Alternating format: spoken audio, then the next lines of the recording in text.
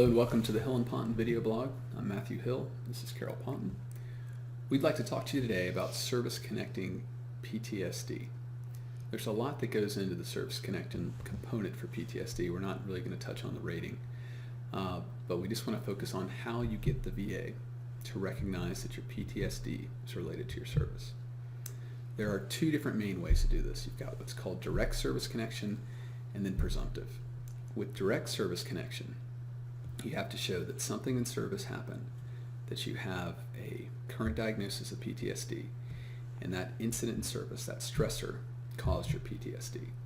For years, proving the stressor was the bane of Vietnam veterans'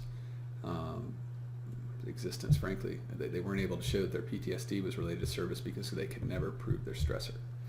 The VA has taken that away now for military, what do they call it, fear of hostile military action or activity, that helps all veterans who are in a war zone.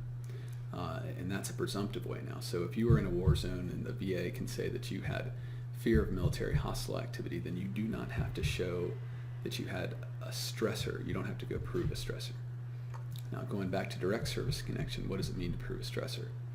To prove a stressor, you have to have independent evidence of your own word. So if you were hit by a car accident, if you have a police report showing that you were in the accident, that would be independent verification. If you got into a fight and you have a friend fill out a buddy statement that you were in the fight and it occurred and you got hurt, that would be verification.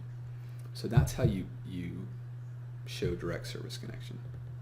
Back to the presumptive, this has made combat veterans' lives a lot easier, in that they don't have to go out and find a buddy, find an after-action report of what happened to them while they were in a battle.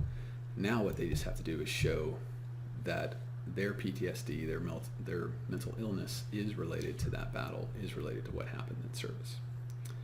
But of course, there are roadblocks on all of these.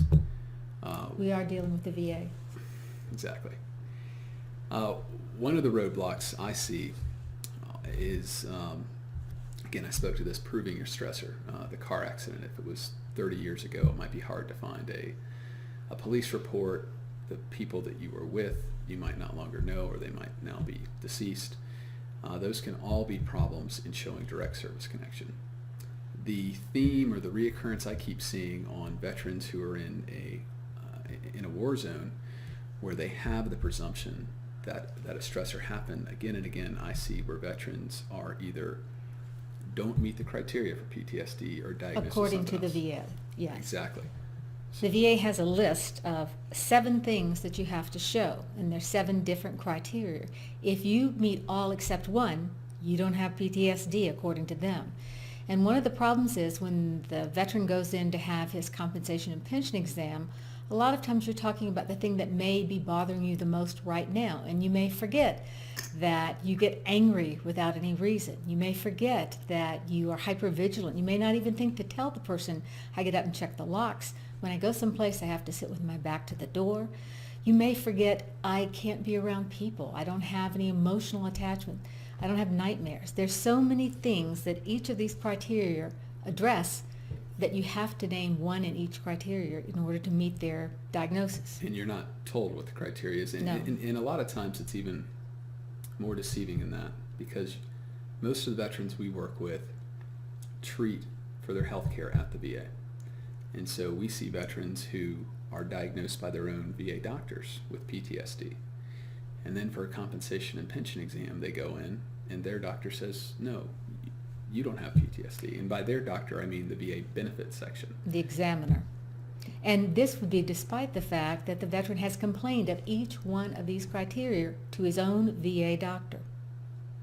And so that is a big problem we're seeing, that the veteran's not meeting all the criteria. And the VA benefits section always takes the word of the compensation doctor and not the VA treating doctor. Right. So when you go to an exam for your PTSD, you have to realize you need to talk about everything that's going on. You have to assume that the doctor you're seeing is not going to give any weight to your treating doctors. Or I just had a case where the veteran was denied service connection for PTSD, and he was in a VA a VA clinic, inpatient hospital for PTSD for 30 days. But the VA would not recognize that. The other thing we see on that is the VA misdiagnosing the veteran, Yes. or saying, no, you don't have PTSD, you have alcohol abuse, or you're feigning your symptoms. They like to use these tests that say, oh, the veteran is overreacting. He couldn't have had this bad of an experience. It's almost a slap in the face to the veterans we It is see. a slap in the face. And it's a big problem, because the VA says, well, you're now a malingerer, and that's what they're labeled with. And if the veteran didn't have enough problems already dealing with the disability that the government gave them, now they're called a liar on top of it. It's really pathetic some of the times. It's very infuriating. It's not pathetic. But you need to know that we can get beyond this, that we see these cases all the time, and don't leave it where it is. Please file an appeal. Please pursue this, because you're entitled to these benefits, and if you keep appealing, if you get the evidence in the right way, you're going to win, and you should win. And that's a great point that Carol makes. Unfortunately, the way the system is set up, it's always easier for the VA to deny than to grant you benefits. Yes. One person can always deny you the benefits. To grant you benefits, sometimes it can take 2-3 people to actually all sign off on your benefits. So, as Carol says, keep appealing. Don't just sit on the denial and think the government's right. You are entitled to these benefits. Figure out what it is that made them deny you, so that you know how to, sometimes veterans just file an appeal and they don't give the VA what they're asking for.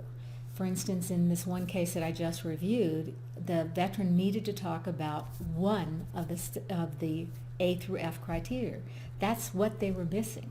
So Well, the veteran, in his defense, the VA doesn't make it clear. no, as to he what's didn't going on. know, but that's why if you know why you've been denied, it's easier to win.